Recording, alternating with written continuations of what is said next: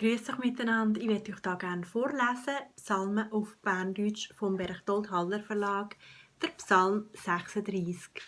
Vom Herr, seinem Knecht, David. Der Gottlose sagt, ich habe Böses im Sinn. In seinen Augen gibt es keine Ehre vor Gott. Er findet sogar glatt, Unrecht zu tun und zu hassen.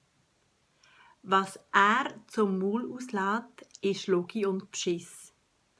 Schon lange hat er's aufgegeben, recht und vernünftig zu leben. Noch im Bett erdenkt er sich gottloses Zeug. Der Weg, den er einschlägt, der kann nicht gut kommen. Er weist das Böse nicht weit von sich. Herr, bis an Himmel ufe reckt die Güte. Die Treue bis ufe an die Wolken. Die Gerechtigkeit ist wie Gottes Berge und dies Recht wie die große Urflut. O Herr, du hilfst Menschen und Tier. Wie kostbar ist die Güte, Gott. Im Schatten von deinen Flügeln verschlüpfen sich die Menschen. Sie werden satt vom Überfluss in deinem Haus.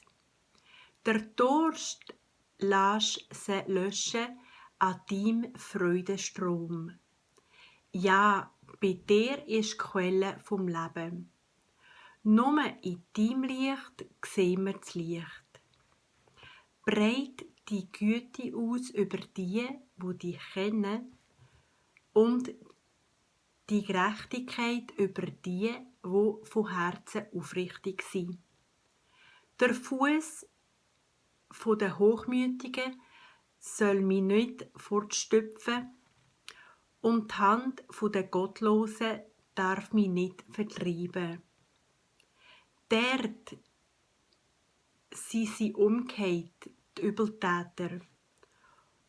Umgemüpft sind sie und können nicht mehr aufstehen.